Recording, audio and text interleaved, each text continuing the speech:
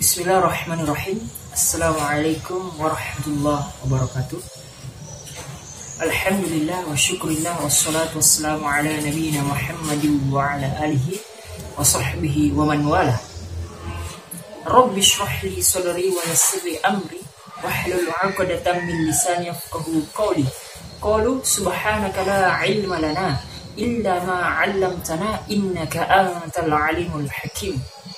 Al-yawma akmaltu lakum dinukum wa atmamtu 'alaikum ni'mati wa raditu lakum al-Islam dinan.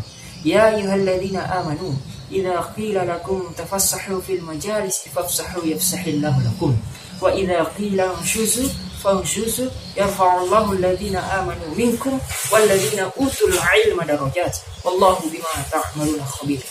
Yang terhormat, yang kami hormati Bapak dosen pengampu Dr. Usman Nur MAG selaku dosen kami di mata kuliah pendekatan dan strategi pembelajaran PAI Teknologi Informasi dan Komunikasi. Semoga Allah merahmati Bapak, semoga Allah memberikan Bapak keturunan yang soleha, dan Bapak semoga Bapak juga diberikan ilmu pengetahuan sehingga ilmu itu bisa Bapak jadikan sebagai investasi menuju kepada surga yang mengalir sungai-sungai di dalamnya. Baiklah, pada kesempatan kali ini saya akan menjalankan amanah dari Bapak, yaitu tugas individu berupa tugas individu yang dibagikan kepada kami. Baiklah, di mana amanah yang telah diberikan kepada saya adalah gaya pembelajaran. Perlu kita ketahui bahwa gaya pembelajaran itu terbagi dari 3 jenis, yaitu yang pertama visual, auditory, dan yang ketiga itu kinestetik. Nah, kadallah hari ini saya akan menjelaskan kurang lebihnya. Saya akan menjelaskan secara sederhana yang mustahil tidak ada kekurangannya. Artinya pasti ada kekurangan yang akan saya sampaikan nantinya. Baiklah, pengertian gaya auditory. Auditory berasal dari kata auditor yang merupakan sinonim dari kata aural dan otik.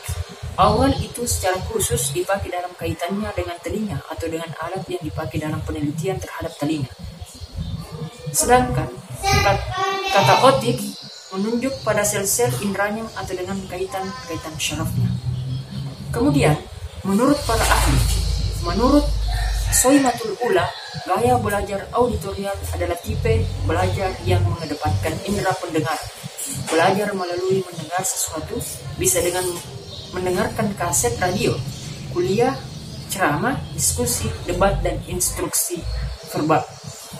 Nah, orang-orang yang dengan gaya auditorial ini lebih mudah mencerna, mengelola dan menyampaikan informasi dengan jalan mendengarkan secara langsung. Mereka cenderung belajar atau menerima informasi dengan mendengarkan secara lisan. Kemudian, menurut Usman, gaya belajar auditorial adalah suatu gaya belajar di mana siswa belajar melalui mendengarkan. Nah, siswa yang memiliki gaya belajar auditori akan mengandalkan kesuksesan dalam belajarnya melalui telinganya, alat pendengarannya. Oleh karena itu, guru sebaiknya memperhatikan siswanya hingga ke alat pendengarannya. Nah, anak-anak yang mempunyai gaya belajar auditori ini dapat belajar dengan cepat dengan menggunakan diskusi verbal dan mendengarkan apa yang dikatakan guru.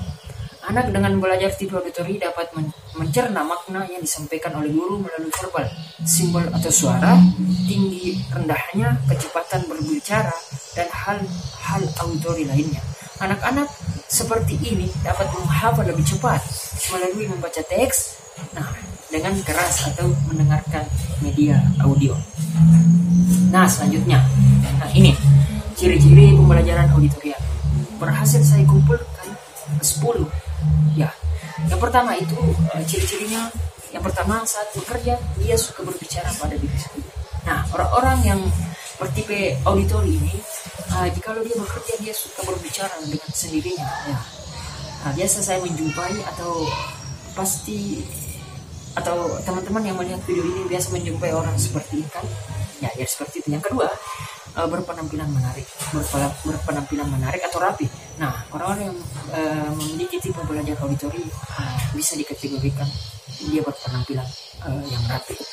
Nah, kemudian mudah terganggu oleh keributan. Yang keempat, belajar dengan mendengarkan dan mengingat apa yang didiskusikan daripada yang dilihat. Nah, artinya dia lebih senang mengelola informasi, mengelola ilmu pengetahuan dengan cara mendengarkan dan mengingat ketimbang melihat objek tersebut. Yang kelima, senang membaca dengan keras dan mendengarkannya. Yang keenam, biasanya pembicara yang fasih. Nah, orang-orang yang berbicara dengan fasih, memiliki retorika berbicara yang tinggi, bisa dikategorikan sebagai orang-orang yang bertipe pembelajaran auditori.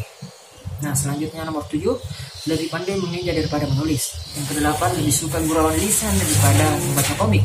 Yang kesembilan, berbicara dengan irama yang berpola. Nah, orang-orang yang berbicara dengan irama yang berpola, intonasi yang baik, bisa dapat kita kategorikan sebagai pembelajar, gaya belajarnya sebagai auditorial. Yang ke-10, yang terakhir, dapat mengulangi kembali dan menimbulkan nada berirama dan warna suara. Nah, ciri-ciri ini biasa kita lihat di televisi, di TV, di media, di mana banyak orang yang mampu menirukan kembali suara-suara binatang, suara-suara orang-orang, suara artis, vokalis band, dia bisa menirukannya. Nah, jadi seperti itu. Ya, kemudian cara belajar auditori. Yang pertama, mendengarkan sesuatu yang disukai. Yang kedua, bisa merekam saat guru mengajar, lalu mendengar di kemudian hari. Artinya dia merekam dulu apa yang dibicarakan gurunya, apa yang diberikan ilmu kepada gurunya, dia rekam, di kemudian hari dia bisa mendengarkannya. Yang ketiga, apabila membaca buku, bisa sambil diucapkan dengan suara pelan atau dengan suara pelan untuk lebih mudah mengingat. Nah, selanjutnya, mendengarkan penjelasan guru atau dosen saat menyampaikan materi dengan seksama. Dia mendengarkan penjelasan guru, penjelasan para ilmuwan, baik itu secara online ataupun offline, dengan mendengarkan secara seksama. Jadi seperti itu. Yang kelima, belajar dengan diskusi bersama teman. Nah, agar lebih mudah memahami maupun mengingat materi tersebut. Nah, selanjutnya perlu kita ketahui secara spesifik, gaya belajar auditori ini dibagi menjadi dua. Yang pertama itu linguistik, yang kedua itu musika, gitu kan. Nah, linguistik adalah mudah belajar dengan cara menyampaikan melalui pendengaran, tata bahasa, keragaman kosakata, perpantun, dan pentingnya isi kalimat. Artinya orang-orang linguistik ini lebih cenderung, lebih suka mendengarkan orang-orang yang memiliki kosakata yang baik, kosakata bahasa-bahasa yang luas, maupun ia lebih suka mendengarkan orang-orang yang seperti itu. Dia lebih suka mendengarkan informasi yang memiliki bahasa yang berbeda-beda, memiliki bahasa yang baik, berbeda-beda, artinya berbahasa Inggris, berbahasa Arab, berbahasa Mandarin, dan berbahasa lainnya. Nah, berbanding berbeda dengan musikal. Musikal itu mudah belajar dengan cara menyampaikan sambil mendengarkan intonasi, nada, kata-kata yang disampaikan secara berirama dan akustikal. Artinya, berbeda dengan linguistik, orang-orang musikal ini lebih senang mendengarkan orang yang berbicara dengan intonasi yang nada yang baik, kata-kata yang disampaikan secara berirama. Dia lebih suka yang seperti itu ketimbang orang-orang yang memiliki bahasa yang luas seperti itu. Nah, perbedaannya sangat jauh, gitu kan. Nah, mungkin itu dari saya, penyampaian saya tentang mengenai materi pembelajaran, gaya pembelajaran auditorial, di mana gaya pembelajaran auditorial ini bisa memberikan efek yang baik bagi kita, bagi para pelajar maupun pengajar. Jadi seperti itu.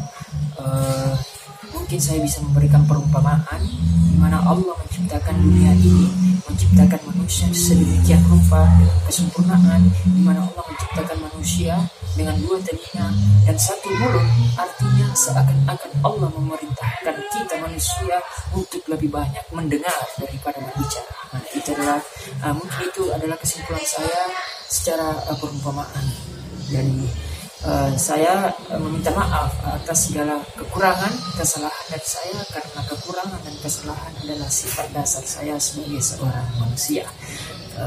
Jadi seperti itu, saya meminta maaf. Saya akhiri video ini dengan ucapan subhanakallahumma wa bihamdik, la ilaha illa ant, astaghfiruka wa atubu ilaik. Assalamualaikum warahmatullahi wabarakatuh.